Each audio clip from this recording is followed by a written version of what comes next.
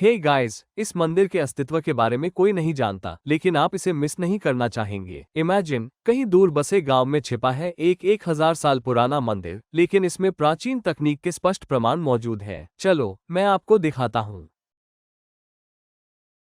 जैसे ही आप मंदिर में प्रवेश करते हैं, आप सहज रूप से ऊपर देखते हैं एंड ताडा 20 फीट व्यास का एक विशाल पत्थर जिसे कट करके सीलिंग में लगा दिया गया है। इसे देखिए, क्या आपको लगता है कि आप इसे छेनी और हथौड़ों से बना सकते हैं? यह एक चमत्कार है कि यह विशालकाय मोनोलिथिक ब्लॉक गुरुत्वाकर्षण के विरुद्ध खड़ा है। लेकिन यह और भी इंटरेस्टिंग होता जाता है। यहाँ बीच में एक 3D झूमर भी लटका हुआ है, ठीक वैसे ही जैसे भव्य महलों में होते हैं। लेकिन ये कोई अलग से बनाया गया झूमर नहीं है, ये भी उसी बड़े मोनोलिथिक पत्थर का एक हिस्सा है। अब बिकॉज आप इस वीडियो को स्क्रीन पर देख रहे हैं, इसलिए आपको 2D दृश्य दिखाई देता है, लेकिन मैं आपको Z एक्सिस दिखाता हूँ। ये सिलेंडर जो बीच में लटक रहा है, देखिए ये कितनी गहराई तक जाता है। तो उन्होंने इसे आश्चर्यजनक हद तक डिटेल में बना दिया है, न केवल X और Y एक्सिस पर, बल्कि Z एक्सिस पर भी। इसे निष्पक्षता से देखें और मुझे अपनी ऑनेस्ट राय बताएं, क्या यह एडवांस टेक्नोलॉजी के बिना संभव है? लेकिन यहाँ एक और सरप्राइज है, बीच में लगा झूमर घूमता भी है। जी हाँ, कुछ स्थानीय लोगों के अनुसार बीच में लगा झूमर मूवेबल है और इसे हाथ से घुमाया जा सकता है। मैं इस बात की पुष्टि नहीं कर सकता कि यह सच है या लोककथा, क्योंकि किसी को छत को छूने की अनुमति नहीं है। लेकिन मुझे लगता है कि यह झूमर घूम सकता है। मैंने आपको अन्य अनेक प्राचीन मंदिरों में बहुत सारे घूमते हुए स्टोन ब्लॉक्स दिखाए हैं, इसलिए ये पॉसिबल है कि यह झूमर भी घूमता हो। दूसरा प्रश्न ये है कि इसे रोटेटेबल क्यों बनाया गया? कुछ सेकंड रुकें और ध्यान से सोचें कि यदि आप इस घूमते हुए झूमर के नीचे बैठें, तो आपको कैसा महसूस होगा? यह आपको एक साइकेडेलिक ट्रिप पर ले जाएगा और आपको एक अजीबोगरीब फैंटेसी वर्ल्ड दिखाएगा। ये तुरंत आपकी नसों को शांत कर देगा, और अगर आप इसे लंबे समय तक करते हैं, तो यह आप पर आध्यात्मिक प्रभाव भी डाल सकता है। यह आश्चर्यजनक रूप से अविश्वसनीय है। उन्होंने केवल एक पत्थर के टुकड़े का उपयोग करके ऐसा साइकेडेलिक ब्रेन ट्विस्टर कैसे बनाया होगा? क्या आपको लगता है कि वे छेनी और हथौड़े का इस्तेमाल कर रहे थे, या फिर वे एडवांस मशीनों का उपयोग कर रहे थे, ठीक वैसे ही जैसे हम आज के युग में उपयोग करते हैं? क्या प्राचीन बिल्डर्स गियर और कॉम्प्लेक्स मशीनरी के बारे में जानते थे? यदि ऐसा है, तो क्या उन्होंने छत पर कोई सुराग छोड़ा था? यदि आप जूम इन करते हैं, तो आप अंदर गियर पैटर्न स्पष्ट रूप से देख सकते हैं। इन्हें प्लैनेटरी गियर कहा जाता है और हम आज भी इनका इस्तेमाल करते हैं, लेकिन इन्हें इस प्राचीन मंदिर में दिखाया गया है। क्या ये संभव है कि वे एडवांस मशीनों का उपयोग कर रहे थे? विशेषज्ञों के अनुसार यह विशाल छत बस एक कमल का प्रतिनिधित्व करती है। लेकिन जरा गौर से देखिए, क्या ये कमल है या आर्क रिएक्टर या लार्ज हेड्रॉन कोलाइडर जैसा कोई एडवांस उपकरण है? उन्होंने 1000 साल पहले इस प्राचीन मंदिर में ऐसा मॉडल क्यों बनाया होगा? मैं आपको एक और डिटेल बताता हूँ जिसके बारे में कोई विशेषज्ञ नहीं जानता, लेकिन स्थानीय लोग इस बारे में बात करते हैं। क्या आपको बिल्कुल बीच में वो छेद दिख रहा है? हाँ, इसके बिल्कुल केंद्र में एक डिप्रेशन है। लोग कहते हैं कि इसमें एक बड़ा क्रिस्टल या हीरा लगा हुआ था, और यह इतना ब्राइट था कि इसने पूरे हॉल को रोशन कर दिया। लेकिन मैं आपको कुछ रियल सबूत दिखाता हूं जो सचमुच चौंकाने वाले हैं। यदि आप यहां देखें तो आपको यह एक थिन लाइन दिखाई देगी, जो इस तरफ जा रही है और उस तरफ भी। अब आपका पहला विचार यह है होगा कि आहा, यह कोई एक पत्थर नहीं है, ये कई पत्थरों से बना है और उन्हें एक साथ जोड़ा गया है। लेकिन ऐसा नहीं है। इन लाइन से परे देखो और तुम पाओगे कि ये लाइंस अब निरंतर नहीं है। यदि ये दो पत्थरों के ब्लॉक से बना होता, तो आप इन रेखाओं को सर्कमफ्रेंस तक जाते हुए देखते। इसके बजाय आप कई स्थानों पर अनेक दरारें देखते हैं। क्यों? क्योंकि यह मंदिर कई बार भूकंप से प्रभावित हुआ था। दरअसल यह क्षेत्र भूकंप प्रोन है और यहाँ काफी झटके भी महसूस होते हैं। यही कारण है कि यह अंतिम भाग गायब है। ये देखकर आश्चर्य होता है कि यह छत भूकंप को भी झेल गई और अधिकांशतः बरकरार है 1000 साल बाद भी।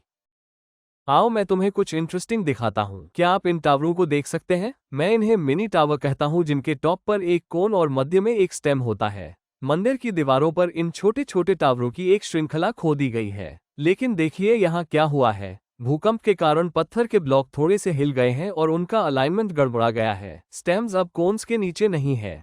इससे पता चलता है कि कुछ दीवारें ठोस नहीं थी और थोड़ी हिल गईं, जबकि अन्य दीवारें भूकंप को झेलने के लिए इनफ मजबूत थीं, और इसलिए ये मिनी टावर पूरी तरह से अलाइंड है। अधिकारियों को ये बात समझ में आ गई है। वे जानते हैं कि भविष्य में आने वाले भूकंप से छत को काफी नुकसान हो सकता है। यही कारण है कि उन्होंने इस छत के चारों ओर मेटल पिलर्स लगाए हैं, ये लोहे के खंभे नए हैं जिन्हें पिछले कुछ दशकों में स्थापित किया गया है और आप टॉप पर लोहे की बीम भी देख सकते हैं ताकि इसे गिरने से बचाया जा सके। लेकिन हमारे पास और भी सबूत हैं कि 1000 साल पहले भी एडवांस मशीनों का इस्तेमाल किया जाता था। इन खंभों पर हम साफ तौर पर देख सकते हैं कि इन्हें लेद मशीनों में बनाया गया है। आप इन स्तंभों को हाथों से नहीं बना सकते हैं। रोटेटिंग तंत्र के बिना इन उपकरण चिन्हों को प्राप्त करना असंभव है। यदि आप विकिपीडिया पर जाएं और इस मंदिर के पेज को देखें तो आर्कियोलॉजिस्ट्स और इतिहासकार स्वीकार करते हैं कि ये लेद से बने स्तंभ हैं। इसलिए वे कुछ हद तक शर्मिंदगी के साथ यह स्वीकार करते हैं कि 1000 साल पहले प्राचीन बिल्डरों ने लेद मशीनों का इस्तेमाल किया था। उसी पेज पर वे मंदिर की आयु भी दर्शाते हैं। उन्होंने बताया कि इसका निर्माण 1050 ई के आसपास हुआ था।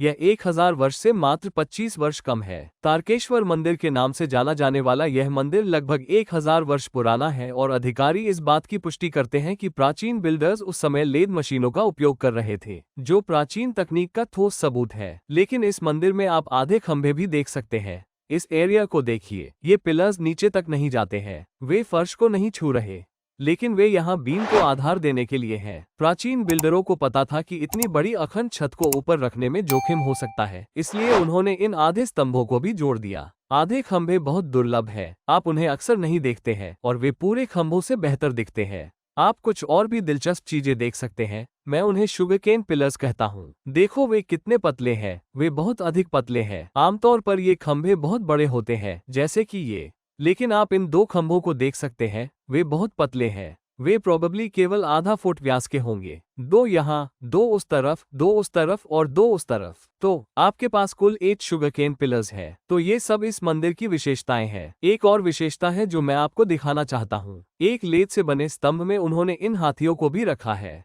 लेकिन ये दोनों हाथी एक ही सिर साझा कर रहे हैं। आप दो शरीर देख सकते हैं, एक इस तरफ और एक दूसरी तरफ, लेकिन सिर केवल एक है। मैंने आपको ये ऑप्टिकल भ्रम दिखाए हैं, लेकिन यह मत भूलिए कि यह मंदिर वास्तव में दिमाग घुमाने वाला है। क्या यह एक भ्रम है? क्या तुमने दो शरीर देखे? फिर से देखिए, ये भी एक भ्रम हो सकता है कि आप एक भ्रम देख रहे थे, लेकिन अभी तक हमने इस मंदिर को समझने के लिए केवल अपनी आंखों का ही इस्तेमाल किया है और पवित्र कक्ष के इस द्वार को देखने के लिए एक अन्य संवेदी अंक की आवश्यकता हो सकती है। अब उसका अर्थ क्या है? जैसे ही आप इस दरवाजे को देखते हैं, आपको एहसास होता है कि इसमें कुछ गड़बड़ है। लेकिन यहाँ छोटे कॉलम गिने, 1, 2, 3, 4, 5, 6 और 7। इसमें 7 कॉलम क्यों हैं? क्योंकि यदि आप उन पर टैप करते हैं तो वे 7 संगीत नोट्स बना सकते हैं, जैसे डू री मी फा सो ला टी। भारतीय शास्त्रीय संगीत में इन 7 स्वरों को सप्तस्वर कहा जाता है और ये द्वार, जो एक ही चट्टान से बना है, इन 7 स्वरों को बना सकता है।